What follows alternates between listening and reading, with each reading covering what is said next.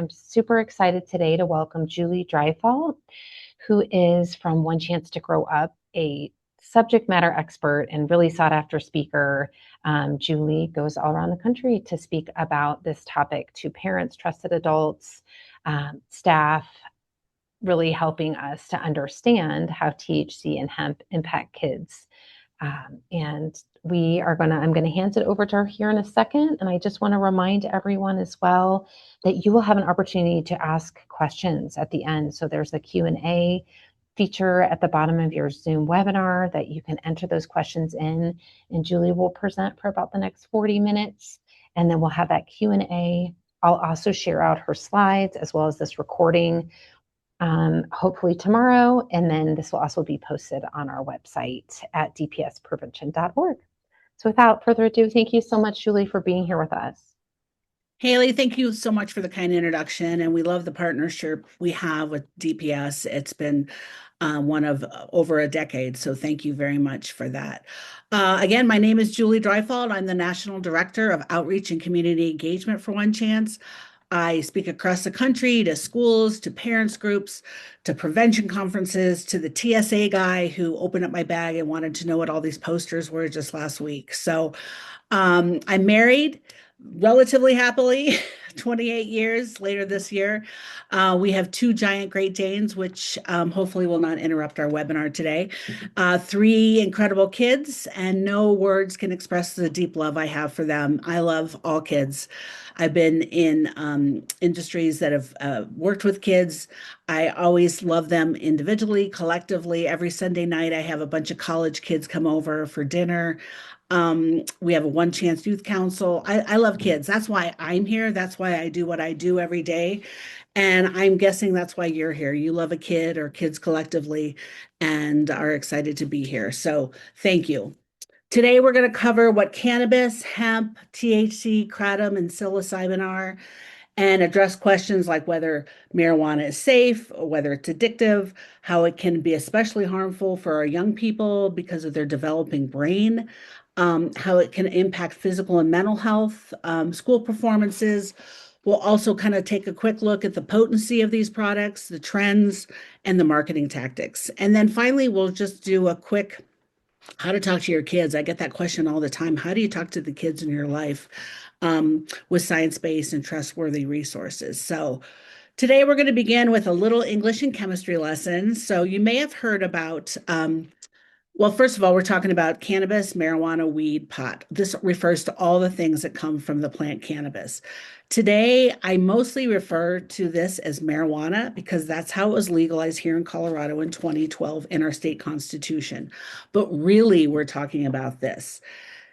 If we were in person, I would throw you a candy if you could pronounce this word. It's tricky. It's tetrahydrocannabinol, or THC, and that's the substance that's primarily responsible for the high effect that people get. The second substance that's often in the news or in products that you may have heard of is cannabidiol, which is CBD. And that's typically, although not always, the non-psychoactive component. But there also are 100 other cannabinoids in the plant and 500 chemicals, which have had little study on them, on their effects on kids. We will be talking about hemp-derived, and that's why I say that the CBD in this hemp-derived products has been created with synthetic and semi-synthetic cannabinoids from the Delta-8 and Delta-9. Quick minute one, or a quick origin story of who we are. One Chance to Grow Up has been at the table since marijuana was legalized and commercialized in Colorado. And most of you already know, but we were the first state to create a commercialized market. So our kids were kind of, canaries in the coal mine here. So we were stakeholders at the task force meeting at then Governor Hickenlooper's office to create this new legal market. And over the weeks of that task force meeting, it became very clear that the ease of the consumer was literally the number one priority. And literally the health and safety of community and kids was ranked dead last. So we decided to create our organization, and we've been protecting kids since then, the last 13, actually 14 years now. Hey, Julie, real Yes? quick, we're noticing that the slides aren't advancing. Okay. Can you see a cat now? We only see your initial slide. Well, that's good to know. So we need to, let's see, reset, pause. Let me just get out of this. Sorry, thank you for letting me know. Let me stop share. Okay, that looked to be working when I saw the second slide. Let me just get out one more time. Sorry. Let's see. Oh, now we're all the way back out. Hold on. You kind of need to see the slides.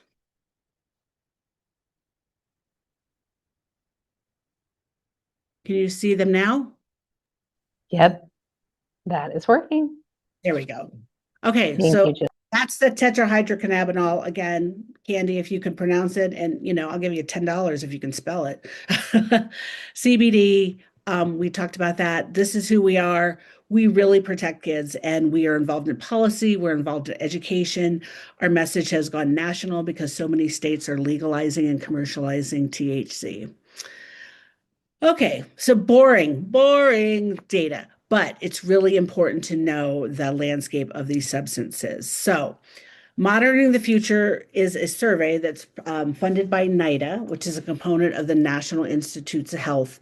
And this survey is conducted by the University of Michigan.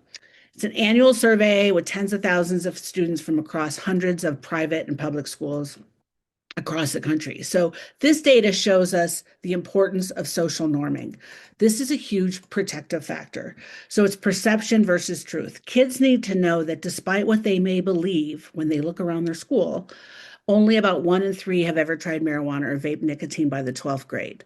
However, we do know that marginalized communities have significantly higher youth use rates, those that are in the LGBT community and the Black, Brown, and Indigenous populations. It's also to note for the first time in years that female adolescents are using more than males at this point. Come on. There. So, what is social norming? So, that is just like we said, it's when kids believe that everyone's doing it. It's a false consensus that believing risky behavior is more common than it is. And you can go down a rabbit hole on this information. It's a lot of psychiatrists talk about this, a lot of prevention people talk about this, but it's really important to let kids know that most kids are not engaging in dangerous substance use. The caveat with some of this data is in the details. So for all the kids in our country, there is a 3 times increase in vaping. And why is that problem? Because what's in the vape pens is much more highly concentrated that's in the joint. So, and the Healthy Kids Colorado survey shows an increase as well at a much higher rate in 2023 than in 2021. So vaping marijuana and vaping nicotine share the same whys. There's ever-changing policy, there's friendly products, there's sweet flavors. My One Chance colleague purchased a nicotine pen last year. It was $9. It was a nicotine pen, had 100 puffs, and it was available in 14 fruit flavors, and you could play Pac-Man and Tetris on it. So very customizable. This photo is a vape pen that I purchased actually in Oregon. It's got shares a name with the delicious Samoa cook, my favorite Girl Scout cookie. And FYI, that little red sticker fell off immediately after it. So kids are very, would be hard pressed to find out what they're smoking if it was nicotine. Haley, are they still advancing? Yes, they are. So these are 3 vape pens that are kid friendly on all fronts. The tiny discreet one, as you see, is not much bigger than a quarter. It was biscotti flavored. It had 1,400 puffs. So a serving was 3 to 5 quote puffs. So the cost was less than $65, including taxes, which was really less than a nickel a high. The middle pen, and these are all products I purchased in Colorado. The middle pen is a psychoactive hemp product, baked, which is a euphemism for high, and it's a kid-friendly flavor of cereal milk. And I don't really think I have to tell you the egregious nature of the pink and yellow vape pens that are lemonade and berry flavored with an average of 75% THC. Today's products, you can put them almost anywhere. You can use them in pretty much any conceivable way from head to toe. Many are discreet, many are easy to hide, difficult to identify, making them particularly concerning for our kids and our youth. And I will not be covering this lubricants and suppositories, but you can only imagine how those are used. Doesn't this look like candy for kids? When my kids were in preschool, puppy chow was something we made like monthly because it was so fun. But these were purchased from a legal dispensary, puppy chow and ice cream. Again, these are flavors that our kids love. Uncle Arnie's on the right it was the size of a 5-hour energy shot. I purchased that actually in California last year. It was sold as 10 servings, but the young bud tender told me it's a perfect one serving size. We're concerned about that because that glass shows all 10 servings, and it's one of the few products I've seen that's mixing caffeine and THC, which is any polysubstance use, and caffeine is considered that is quite concerning. The inhaler that was purchased here in Colorado, it has 700 milligrams of THC. Our son has asthma, and this device, I was curious, was very much interchangeable with his albuterol inhaler. And FYI, most high school students in Colorado can self-carry inhalers, so this product could really be easily hidden in plain sight or at your house. Let me just read this. Tobacco's past is a marijuana present. Read that statement. So RFK RJR is the I'm sorry, the RJ Reynolds. Sorry, I had to think about the tobacco people from a long time ago. But think about how well the marijuana industry has gone well beyond the tobacco's industry dreams of making a candy-like flavor to actually making candy. As you can see, these products were purchased in Colorado. They look just like Skittles, and just like big tobacco hooked generations before, big marijuana has arrived, and this is unfortunately where we are right now. This is a website that I would encourage you to take a look at. It's called thcphotos.org. We created this because there is still a widespread misunderstanding about all these products and what they are.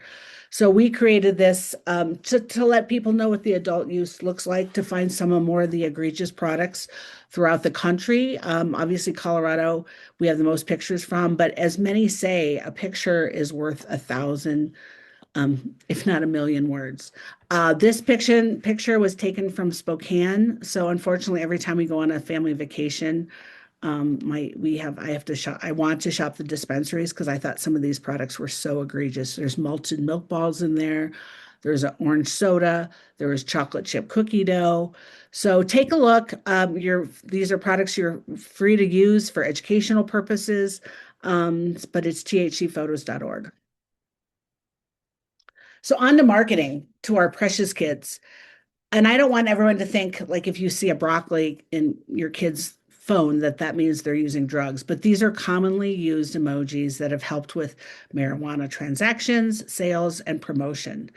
So these are often, so you do need to know that marijuana related tweeting is associated with offline marijuana use, THC use. So as you can see, there's multiple ones on there. The cart is the cartridge. So that refers to a vape pen cartridge that you would use. The butter, the shadow, the honey would be the high concentrate. A plug is actually known as a dealer. Those high potency images there. So just take a look at that. Be very just very curious with what your kids are doing there. So Cookies. Cookies is America's first billion-dollar weed brand. We have dispensaries in Colorado and in 8 other states. So when one opened near me, my elderly neighbor said, "Hey, Julie, let's go check out the new bakery." And I had to explain what Cookies was. Again, marketing is very clever. So they were offering in September a back to school special for clothes. So t-shirts, shoes, hoodies, backpacks. That is a smell-proof backpack, which I thought was very interesting. But all of these were right next to this image of a man hitting a bong. So our kids are seeing it everywhere they go. There's no limit on the colorful THC ads on Instagram. The one on the left is Playdate approved. I mean, when I first look at that, it looks like a McDonald's Happy Meal to me. So how old is that target audience? When my kids were in middle and high school, Vans was always our first stop for back to school shopping. Vans and other skater culture stores are filled with marijuana apparel. How many of you watched the Disney movie The Incredibles? As you can see, that is a brand that is used throughout the country. And even Etsy is selling this pot paraphernalia with the crocheted plant on the upper right. So there's a method to the madness. You create customers early on, you create dependence, and we'll cover potential of addiction, and you have created a lifelong customer. Does that sound at all familiar to tobacco? Marijuana can change the brain. If you take nothing else away today, remember that marijuana can change the adolescent brain. So we owe it to all of our kids that the adults have their back and really understand. So I applaud you for being here again today. The brain, teen brain, is very different than the adolescent brain. It is still under construction, and the heavy or long-term use of these products can cause serious and sometimes permanent problems. The prefrontal cortex, which is right here in the front, is not fully developed until age 25 and potentially even up to 30 for young men. Think of it, a doctor once said, think of it like a car. And he said the teen brain has the gas pedal. So it's ready to learn, explore, take risks. Risks are super important in becoming an adult, but the brakes aren't fully installed yet. So marijuana makes it harder to stop and sometimes can lead to poor choices and risky behaviors and lasting impacts on the brain. So why do we care? As you can see, marijuana has changed. THC has exploded. So it pretty much stayed the same. If you can, I don't have a pointer, but in here in 2000 is when medical marijuana was decriminalized here in Colorado, and that didn't really increase. It's when it became commercialized that the increase was 800%. So again, these products really feed into these high potency products into addiction, depression, anxiety, sleep problems, suicide, psychosis. And if you look at that list, and I'll cover that a little bit later here in a moment, but those are the same, several of those are the same things that people go to THC for helping with their depression, their anxiety, to help them sleep. So that is a vicious circle that we definitely need to educate our kids about. Is marijuana addictive? I get a person a week telling me, no way it's not. Well, maybe the ditchweed from 1979 was not, but these high potency products are. So 17% of teen users can become addicted. And if they're using it daily, it can be up to 50%. So this condition now formally is recognized as cannabis use disorder, or CUD. It's a subset of substance use disorder, and it can range in severity from mild to moderate to severe, with the most severe form of cannabis use disorder is addiction. Marijuana is the leading substance for which adolescents receive treatment, with nearly 55% of youth admissions citing THC for entry into recovery programs. I had a psychiatrist in Boulder. She was an adolescent psychiatrist, and she said, I had to now add, do you use cannabis, THC, marijuana on my admission form, because every single one of her patients were using. These are signs of a marijuana addiction. Again, if you think your child is struggling with this, reach out for professional help to their pediatrician, to their doctor, to their counselor, and find an addiction doctor. So these are important to note. But also, I want to make sure that you note that the withdrawal symptoms. So these are things, again, that anyone uses. So there are withdrawals of marijuana. It's not like withdrawal from heroin, but you become irritable, trouble sleeping, low appetite. So what do people do? Well, you see it's helping my stuff. So if somebody is trying to withdraw, I highly recommend that they try at least a month to 2 months to get it completely out of their system and have a reset. But behavioral therapy, CBT, and motivational incentive have been very successful in sobriety options for that. Again, we're going back. Why does this matter? Why is this affecting our kids? This is a Danish study that increased the risk of high potency in psychosis. So you can see that if you use anything over 15%, 3 times increase of psychosis. And if it's daily use, 5 times. Those are significant numbers. I also want to point out that 93% of the products in Colorado are over 15%. So you are really hard pressed to find the product that existed even in 2010. Um, there's a new medical diagnostic code called cannabis-induced psychosis, or CIP. There is I think I have it on my resources at the end. A friend of mine partnered with a group called Texas Pictures to do a storytelling summit to tell about 20 people's story of CIP. So check that out. These are from our public health department, from CDPHE, that, as you can see, adolescent marijuana use puts significant hurdles in place for our kids. You can become addicted. It can lead to other drugs, suicidality, psychotic symptoms, failure to graduate or attain a college degree. So we need to work together to minimize these hurdles for our kids. I mean, we need to put our kids' safety, our kids' mental health before profits of a THC industry. You need to gather data, which is what you're doing today, and we need to educate and educate on these forms. So I pulled a list from Colorado Health Department, and it had common side effects, and I don't have them all up here, but I found it shocking that dry mouth and munchies was on the same list as psychosis and paranoia as common side effects. So I do want to give you a definition of psychosis, and this one comes from SAMHSA. Let me read it. Psychosis refers to temporary mental state with a collection of symptoms that affect the mind where there has been some loss of contact with reality. During an episode of psychosis, a person's thoughts and perceptions are disrupted, and they may have difficulty recognizing what is real and what is not. So as you can see, there's a new study that just came out 6 months ago, especially for young men. 40s, if they had not used marijuana, they have a 47% less likelihood to develop schizophrenia. So if the psychosis and the schizophrenia are very tied in to this adolescent brain. And again, not everyone's this is not happening to everybody, but it is a significant issue that needs to be discussed with our kids. And I will give you a definition of schizophrenia because I think that's important to know. It's pretty much a serious mental illness, a longer-term form of psychosis that requires lifelong treatment, medicine, and can include symptoms of auditory, tactile, and visual hallucinations, a belief that others are reading or controlling their mind, and disordered thinking, speech, and behavior. So again, one psychotic episode after cannabis use increased the risk of developing this full-blown permanent schizophrenia by 47%. These are some early stages of psychosis.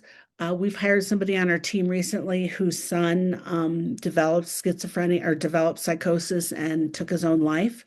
So she felt it was really important that we educate on these early stages that can possibly be easy to miss. Again, if you're seeing any of this, make sure you get your child's doctor involved in any of this.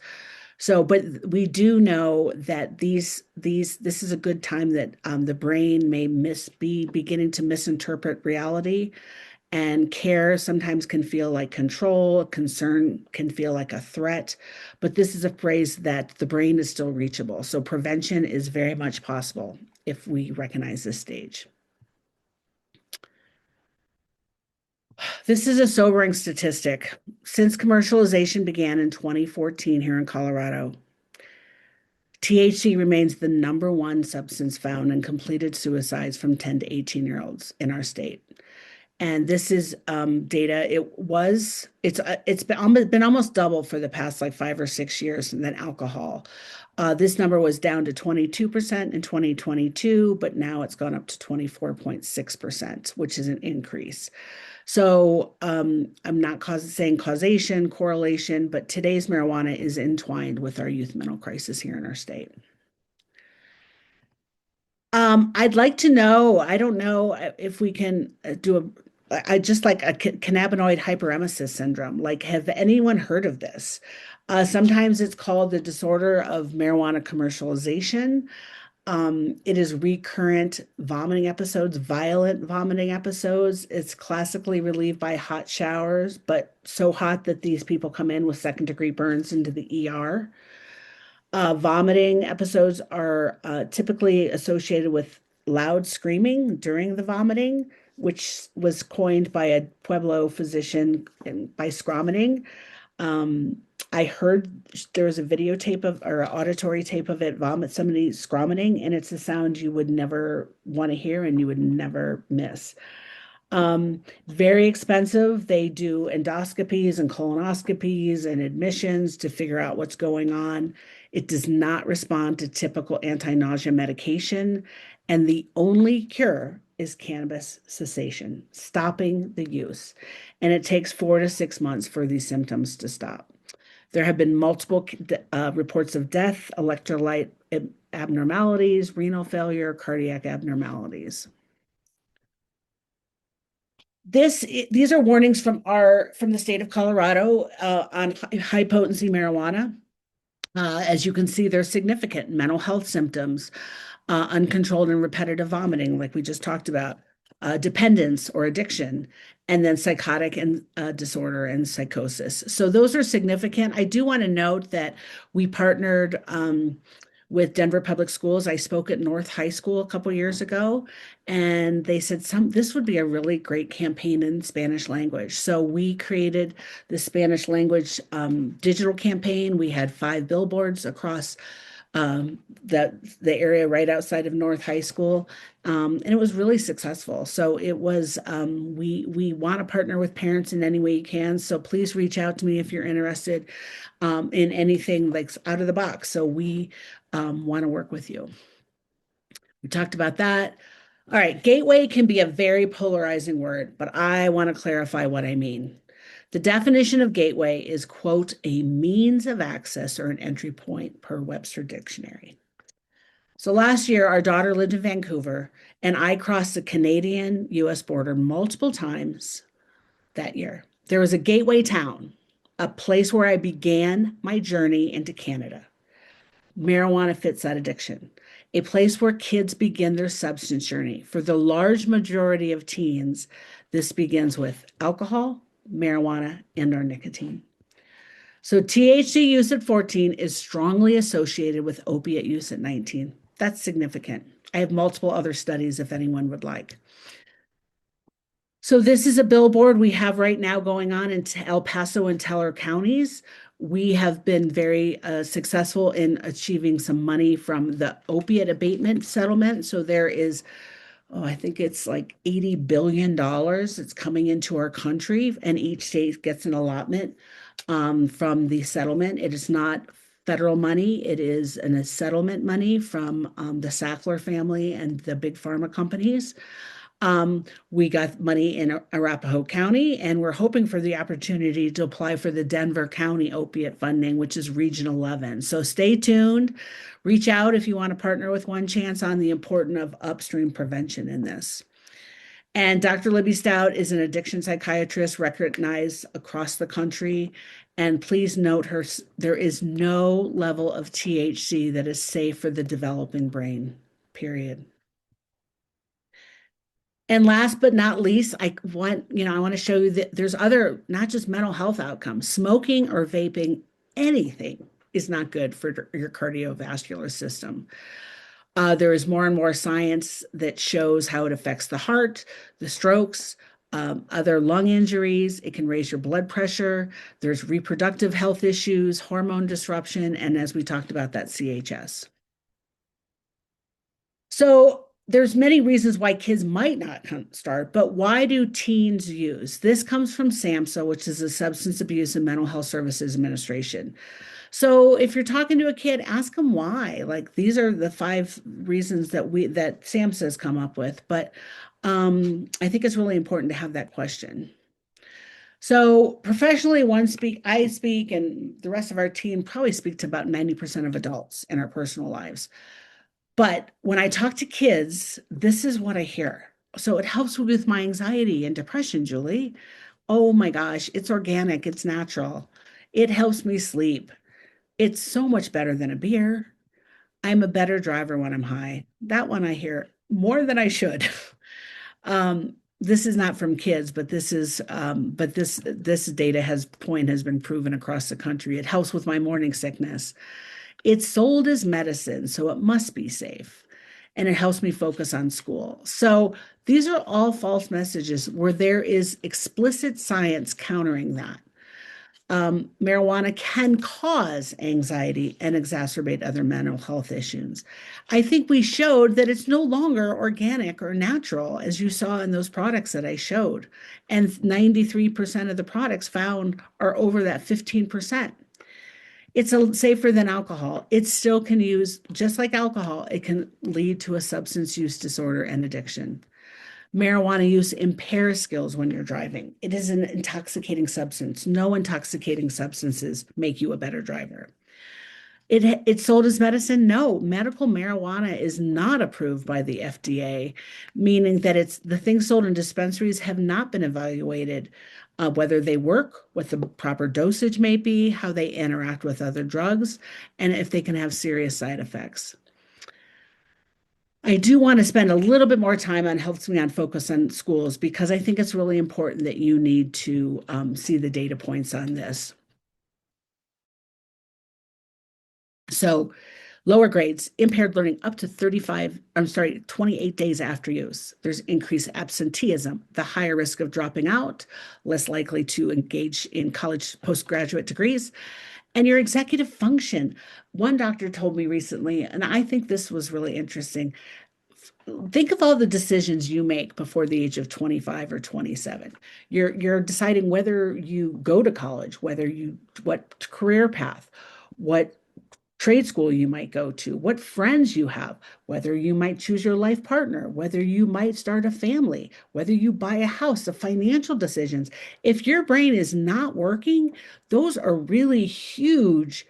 Not, I shouldn't say not working to its full potential. Those are really big decisions you're making without having everything put together.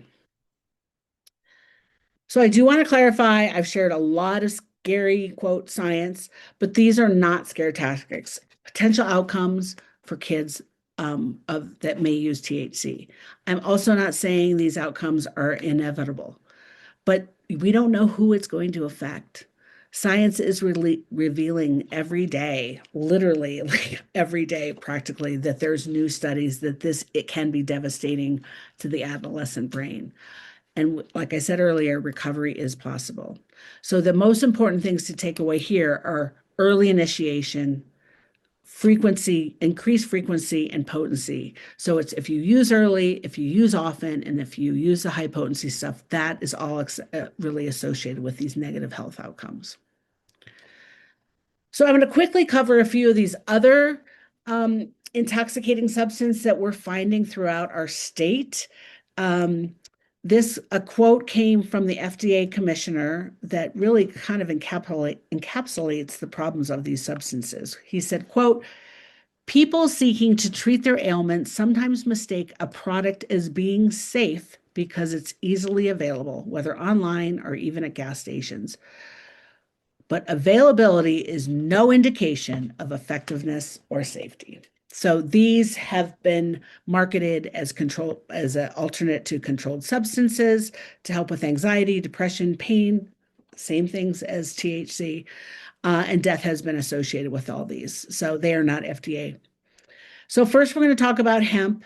Multiple names for this. It is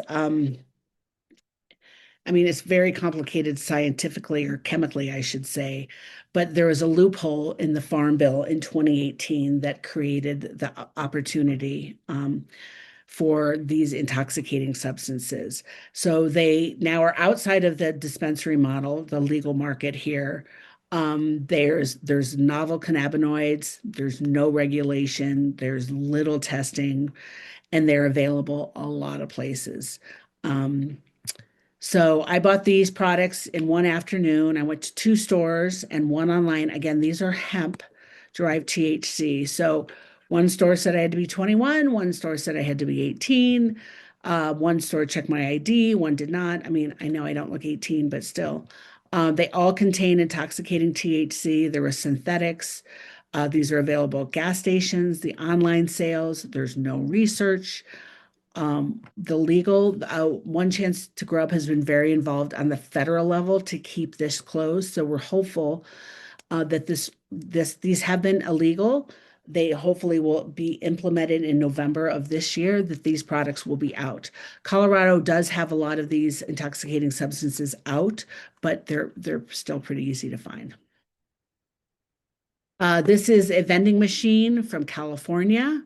As you can see, they prey upon a very like fun candies. I like half those candies. Nerds are like my favorite, but THC is THC. It's cheap, it's colorful, it's candy, and it's intoxicating. Oh, and that was in a vending machine, by the way. As you saw, I did some. So this is my daughter. She was 17 at the time. I purchased all these products online. There was no age gate. This was 2 years ago. They had 680 milligrams of THC. A few days later, through the United States Postal Service in a lookalike Amazon pocket package with no childproof packaging. There is no universal symbol. They were all very kid-friendly flavors with chocolate and gummies and cookies. And she said, Mom, you got a package from Amazon. So if she had been a little bit, I don't know, like if she had opened it, her and her friends would have gotten very sick and very high on these intoxicating products. So please beware. This is what a smoke shop used to look like. I grew up in Ohio. I remember my grandpa used to go to a smoke shop to purchase loose tobacco for his pipe. This is what a smoke shop looked like for years. It does not. It looks like this. There's candy, there's giraffe nuts, there's all kinds of nicotine, there's all kinds of kratom, there's all kinds of these hemp-derived THC. This was found in a Minnesota smoke shop. This was definitely not my grandfather's smoke shop.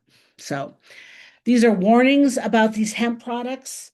Again, we're hoping that this will be tied up in November and no longer available to our kids. But again, these are all products outside of the legal market. So psychoactive hemp needs this federal attention, and hopefully it will remain closed. So next up is kratom or kratom, mitragynine. So a doctor or pharmacologist said, this is a public health crisis just waiting to happen. Some states, there is no age limit. Wisconsin, you can get this if you're 10 years old. Some states have 18. Colorado has 21. Kratom or kratom is a, quote, tropical tree that is native to Southeast Asia. Does that look like a tree anywhere? Nope. Of its leaves in powdered or pill form. I have seen the leaves in the pill form and the powdered form in some of these stores. But again, when you have this commercialization, you got innovation. So at low doses, I've been told by multiple doctors it can produce stimulant effects but at higher doses, it creates very sedative effects. So it can lead to psychological and physiological dependence, addiction, hallucinations, delusion, confusion, and psychosis. There's abuse across the United States over the years. And as you can see, it is in multiple forms. These are products that I purchased just in December. The White Rabbit, the 7-0 cookies and cream. There's a fruit punch little thing you add in. There's cookies, cookie and cream ice cream cones. Again, the FDA is very clear that this is dangerous products. It is marketed as a substitute for opiate withdrawals, but it's causing addiction. There's several deaths that have been associated with it. There's a lot of liver toxicity. This is a can that I bought. I have a funny anecdotal story. I guess if it wasn't so scary, it would have been funny. I testified in front of the Aurora City Council a couple weeks ago, and I had these products on my kitchen counter to take to the city council meeting. And my daughter is a nurse. She works nights. She's living at home right now. She thought I had bought her energy drinks. So she almost consumed this because there's nothing on here that makes it sound like it's a problem. It looks like an energy drink, as you can see from that picture right here. It's the White Rabbit. So Very concerning. There's no age gate on a lot of these and no warning symbols. So next up, psilocybin. Psilocybin, or magic mushrooms, is naturally occurring psychoactive chemical found in those magic mushrooms. It primarily acts on the serotonin system, so it can cause hallucinogenic effects, altered perception, euphoria, and distorted time perception. So, why is one chance to grow up getting involved in these? Well, because now we have a substance that used to be illegal and now is available in, you know, in a setting. Not a these are not commercialized yet, but let me tell you some more here. So, we were told we were not going to regulate this new industry based on what ifs and fears. And just like marijuana, the impacts and unintended consequences of our kids was not the focus of anyone. So it's the same song, the second verse, and just like all these other things, it's now available as candy. We got involved in rulemaking. We said, please do not have this available to our kids. We do know that 3.8% of Colorado students have tried psilocybin. And the bigger number is there's been a 723% increase in poison control for Rocky Mountain Poison and Drug Safety under the age of 12. So kids are finding these products and getting very, very sick. Words matter. As you know, as a parent and as an educator, words matter. So in Colorado, psilocybin is overseen by Colorado's, quote, Natural Medicine Division, and they're available in healing centers. With these words alone, kids see the message that psilocybin, oh my gosh, is safe and supports good health, and even before any science is supported. Just last week, this was in the news. The Polka Dot branded chocolate bar was marketed as mushroom blends and said to have lion's mane, reishi, turkey tail, and some other kind of stuff, all non-hallucinogenic varieties. But when the labs tested it, it showed it had psychoactive drugs, including psilocybin in it. So these drugs, this is not the first time this has happened. In 2025, there were some issues with contaminated chocolate bars. And then the CDC linked similar products to suspected deaths across multiple deaths for these things. So even though it's not supposed to have it, it has it in there. Really quickly, we'll go over nitrous oxide. This is sold as whipped cream chargers for culinary products. It is widely available. I was shocked by some of this. Walmart, Amazon, vape shops, online gas stations. This product was, I took the picture off of Walmart's website. Easy access, misleading marketing. I don't know why you have to have whipped cream called Galaxy Gas. And when the safe legal perception always lowers perceived harm. So this is definitely branded and flavored for our kids. So these are also from the FDA. And note, I won't go through all of them, but inhaling nitrous oxide is dangerous. It is unpredictable and it can be fatal. So Ibogaine, why is this even on here? I don't know. You probably don't even know what this is. This is crazy. So it's so new. There's no photo I could have. The only photo I found was from the National Geographic Society. So the iboga, I don't even know if I'm pronouncing it right, is native to Central West Africa, and its root contains ibogaine, a substance classified in the United States as a Schedule 1 drug, meaning that it has no medical accepted use and a high potential for abuse, and it is illegal. It's also associated with serious risks, especially cardiac events. So I just bring this up because a few weeks ago, a bill was introduced in our state, and now Colorado lawmakers are considering, so it's House Bill 261325 to study ibogaine for treating substance use and mental health disorders. I want to note that one chance we understand that research is very important. However, introducing another psychoactive substance raises serious concerns for our kids, normalization and the harm that can affect them. So you see the problem, not only with THC, but all these substances. It is still note there's twice as many medical and adult use dispensaries as Starbucks and McDonald's combined in our state. So you can see there is a mass difference between legalization and commercialization. So this was in the Wall Street Journal. I work very closely with all three of these doctors. They have stories that are devastating that support this, their comments. However, what I know, I've said a lot. And, and, and parents are the most influential and powerful influence on their kids. Youth who know their parents disapprove of their marijuana use are 72% less likely. Your voice matters. I want you all to know that your parenting matters, understanding matters, coping skills matter, education matters. I often see parents throwing up their hands and saying, oh, kids are going to do what they're going to do. No, no, no, no, no. This data tells us differently. You need to talk to your kids now. Substance youth exposure begins younger and younger and younger. And the progression from first use to regular use, from alcohol to marijuana, 2.5 years to 2.5 months, which really comes back to the addiction capacity of this new high potency marijuana. Again, I highly recommend educating yourself on motivational interviewing, multiple resources online. Ask those open-ended questions, practice conversations and referral skills. Provide them facts and not scare tactics. Don't judge, be empathetic, prepare and find the trusted resources before you even start the conversation. Again, we talked about why do you use? And as you know, with any topic that you're talking to any kid with, it is never one conversation, but many. And in my experience, they're almost always in the car. So be available, be ready to have these conversations. Haley, I know we're getting tight on time, but I have these. I think these probably will be most helpful for you when we send them out. But there's ways that you can talk to your kids. Make great choices. Thank you for asking honestly. Did you know there's no known safe amount for developing brain? Just continue it.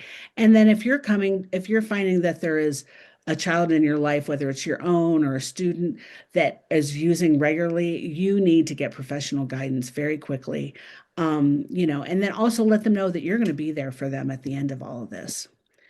This is a great resource. This is it's from the Colorado School of Public Health. It's called the T on THC. There's a lot of resources, personal stories. There's some great coping strategies on here.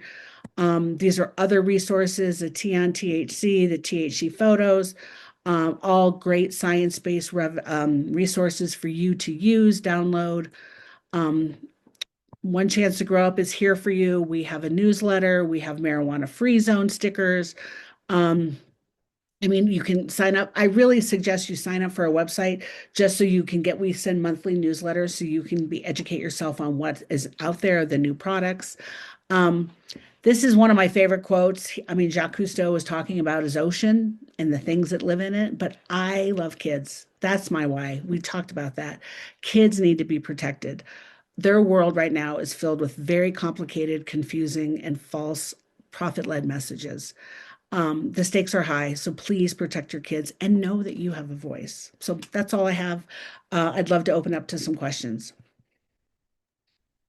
Yes, you've got a few questions coming in, and thanks for all your passion in this work, Julie. And I always learn so much from you, for sure. I think what you all are doing across the state and across the country is really, really amazing. So, yeah, we have one coming in here. I'm confused by hemp. So, this is from the cannabis plant, but has THC in it. What's the difference between marijuana and hemp then? That's a great question. And in the 2018 Farm Bill, hemp was legalized because what was happening is these farmers were taking it across state lines in big trucks for industrial purposes to make clothes, to make rope, to make the lotions, the hemp lotions. But there was a loophole in there that said it could have 0.3% THC. So what they did is they couldn't make that THC out of the Delta 9, which is what is in the legal cannabis dispensaries. They started distilling with butane and creating these synthetic, you're going to make me say it again, aren't you? Semi-synthetic cannabinoids from the hemp product. So hemp in its own is not intoxicating, but because of this loophole and the opportunity to make a lot of money, it's all it all comes down to money. That these products were able to be created, and they're high. Some of these synthetic cannabinoids are have been proven up to 30 times more strong, more intoxicating than Delta 9, which occurs naturally in the cannabis plant. Does that make sense? Sure does. Yeah. Thank you for that question. Another one, are we able to have a copy of these slides as a resource for conversation points? Absolutely. And if you ever want to talk to, like I was in DC in September, in January, and I went to Governor or Senator Hickenlooper and Senator Bennett's office because they did not, 76 senators voted to shut this intoxicating loophole down. And unfortunately, Hickenlooper and Bennett did not. So use your voice and tell them that you're disappointed that they did not stand for kids. It's a simple thing. Yes, you can use any of my slides. Just and then if you use THC photos, just reference that you got them from One Chance to Grow Up if you could.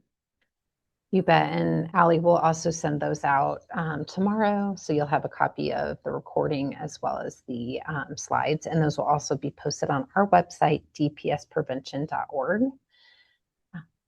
Trying to see if there's any other questions coming in I today. wanted to know, has anyone heard of that CHS, cannabinoid hyperemesis? Oh, look, yeah, okay, good.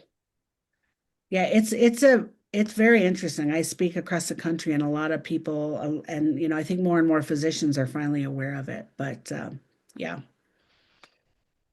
Yeah, and then we've got Kate here, had to step out for a second. We will send the recording out. Yes. So thank you so much for your interest. And definitely you'll be seeing that in your email, hopefully tomorrow. I loved all the photos that you used too, Julie. I think it's so important to educate our families about THC products and how they're being packaged. Do you want to talk a little bit about edibles and the delayed effect that they can have? Obviously, we have a lot of kids showing up in the ER with accidental overconsumption. Do you want? absolutely. Yeah. So marijuana is fat soluble. The THC is fat soluble. So when you smoke it, it does one thing, and when you eat it, it does another thing. So it can take up to 4 to 6 hours of the effects of potency or intoxication to wear off, which is frightening because now that they're wanting to do social consumption clubs across our state, which would lead to very confusing things. Because if you have a beer, you know how you feel after one beer. If you this, it can be variable for that. The good thing is, not good thing, but cannabis edibles in Colorado, very early on, One Chance to Grow Up was able to get them limited. So they can only have 100 milligrams in a package, and they have to be delineated by serving. So they can have 10 serving sizes in that. The problem with edibles is I often people take one, they don't feel the effects, especially kids, and then they have another one. So I talked to the one of the emergency ambulance drivers up at Red Rocks, and he said he sees overdoses all the time, people that have to go to the hospital because it all hits you at once, and then you're very sick and very high and very impaired. So yeah, that's a really good point. So there is a delay in impairment and intoxication, and there is, I mean, the accidental ingestions, and it's not just our teenagers and young adults that are getting this. There's been a 1,300% increase in emergency rooms nationally with under the age of 12 intoxications.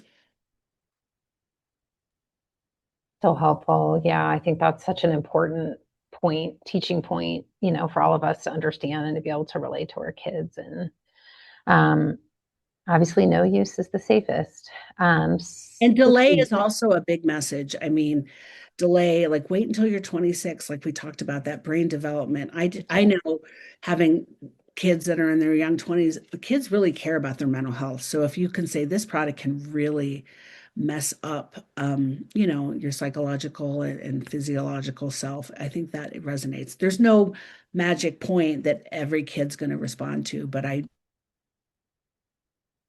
do know anecdotally that has helped with kids I've talked to.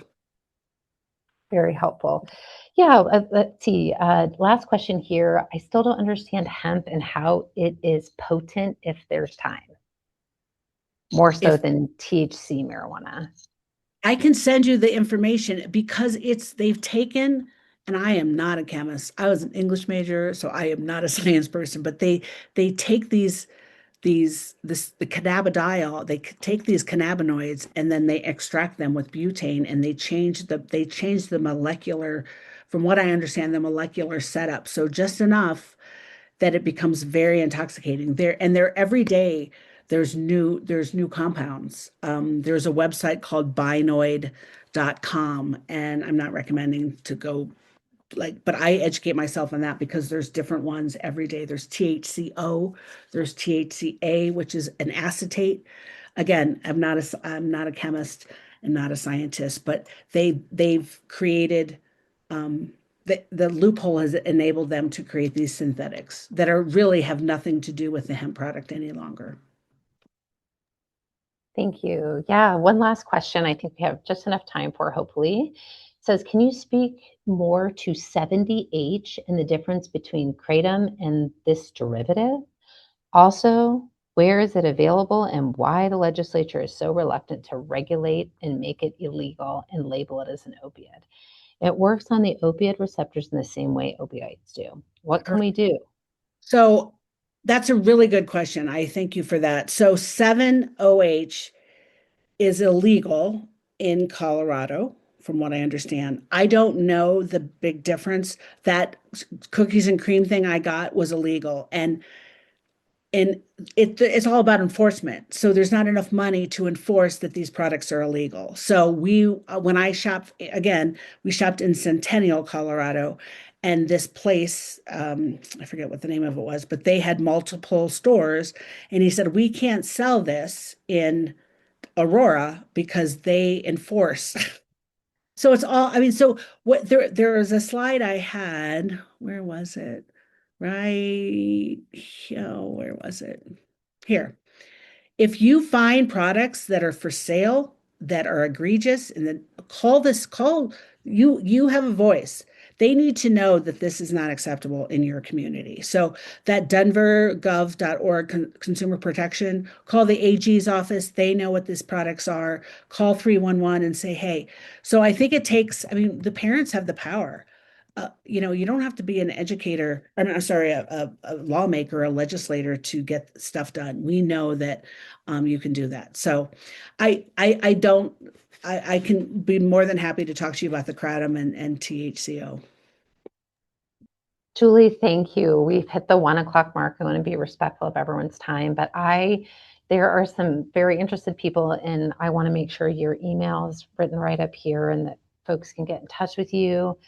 Yes. Again, I will get those slides and the recording out to everyone tomorrow. Thank you so much for being here with us. And thank you all for being here. I really appreciate you having the backs of our kids and educating yourselves and then educating them. So thank you for all you do.